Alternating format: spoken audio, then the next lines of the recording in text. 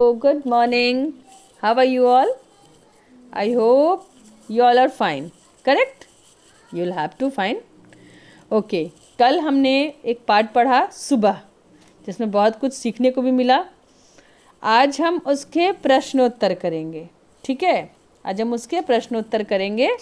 कल हमने पाठ पढ़ा, उसका चित्र बनाया, शब्दार्थ लिखे, शब्दार्थ याद किया। तो आज हम उसके प्रश्नोत्तरों को पूरा करेंगे। ठीक है, तो पहले एक बार प्रश्नोत्तर करने से पहले हम पाठ को फिर से दोहरा लेते हैं, तो प्रश्नोत्तर हल करने में थोड़ी आसानी होगी। सूरज की किरणें आती हैं, सारी कलियां खिल जाती हैं, अंधकार सब खो जाता है, सब जग सुंदर हो जाता है। चिड़ियाँ गाती हैं मिलजुल कर, बहते हैं उनके मीठे स्वर, ठंडी ठंडी हवा सुहानी चलती है जैसे मस्तानी। ये प्रातः की सुख बेला है, धरती का सुख अलबेला है, नई ताजगी नई कहानी, नया जोश पाते हैं प्राणी, खो देते हैं आलस सारा और काम लगता है प्यारा। सुबह भली लगती है उनको, मेहनत प्यारी लगती जिनको, मेहनत सबसे अच्छा गुण है, आलस बहुत बड़ा दुर्गुण है। अगर सुबह भी अलसा जाए तो क्या जग सुंदर हो पाए। नहीं ना, अगर सुबह को आलस आ गई, उसका मूड हुआ कि आज नहीं निकलना है, तब सोते रहो 24 घंटे, है ना। हाँ, तो कविता तो हमने कल भी पढ़ी थी, आज भी पढ़ी। अब इसके संबंधित प्रश्नोत्तर, आपको सुबह कैसी लगती है और क्यों लगती है। तो भाई मुझे तो सुबह बहुत अच्छी लगती है। मुझे सुबह बहुत अच्छी लगती है क्योंकि सुबह सुबह एक ताजगी का एहसास होता है, ठंडी ठंडी हवा चलती है और हम में एक नए जोश का संचार होता है, इसलिए मुझे सुबह बहुत अच्छी लगती है।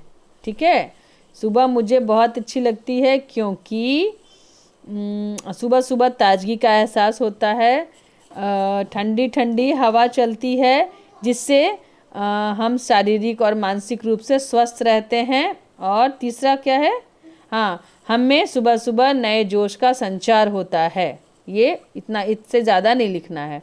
दूसरा प्रश्न, अगर सुबह सूरज न निकले तो क्या होगा।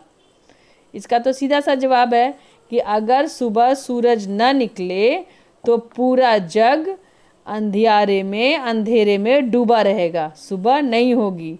अगर सुबह सूरज नहीं निकले तो सुबह ही नहीं होगी।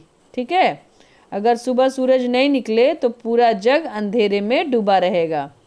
तीसरा प्रश्न, चिड़िया हमें कैसे जगाती है। इसका उत्तर, चिड़िया हमें गीत गाकर जगाती है। चिड़िया हमें गीत गाकर जगाती है। अब आते हैं हम चौथे प्रश्न में, जो कि आपका बहुवैकल्पिक प्रश्नोत्तर है।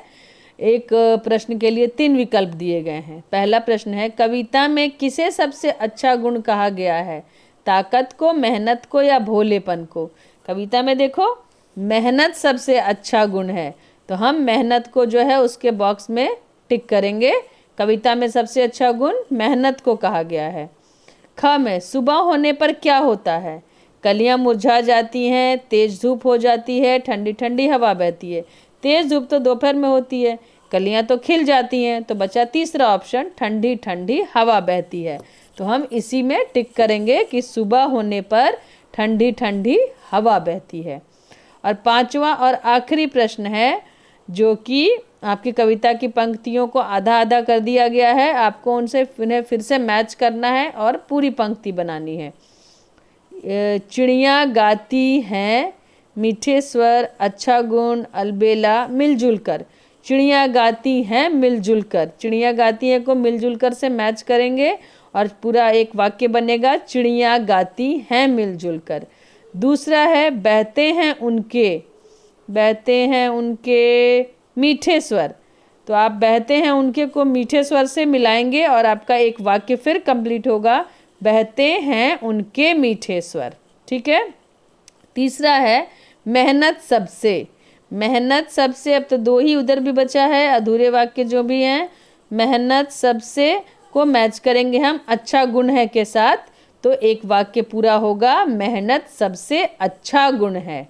ठीक है। और आखिरी जो है धरती का सुख, तो इसको आखिरी उधर भी बच गया है, अलबेला है, तो इसको हम जोड़ेंगे, मिलाएंगे, तो शब्द वाक्य बनेगा धरती का सुख अलबेला है। ठीक है। इस तरह आपको ये पहला वाला जो 3 प्रश्न है वो, चौथा का जो बहुवैकल्पिक प्रश्न उत्तर है उसे, और ये 5वां, सबको कंप्लीट करना है आपका। ये आज का गृह कार्य है। ठीक है। और कविता भी याद रखनी है, जैसा कि मैंने बोला था वर्ग परीक्षा में, क्लास टेस्ट में कविता भी आ सकता है, कविता भी आ सकता है, सॉरी कविता आ सकती है लिखने के लिए। ओके, तो आज के लिए बस इतना ही है। इसमें और भी कुछ कुछ प्रश्नोत्तर हैं, लेकिन उन पे चर्चा हम अगले दिन करेंगे। आज के लिए इतना बहुत है। ठीक है। कविता याद करनी है, प्रश्नोत्तर पूरे करने हैं, बहुवैकल्पिक प्रश्नोत्तर पूरा करना है, मिलान कीजिए पूरा करना है, यहाँ तक कंप्लीट करना है। आज के लिए बस इतना ही है। फिर नेक्स्ट डे मिलेंगे तो नेक्स्ट डे का काम करेंगे। Till then bye bye, take care.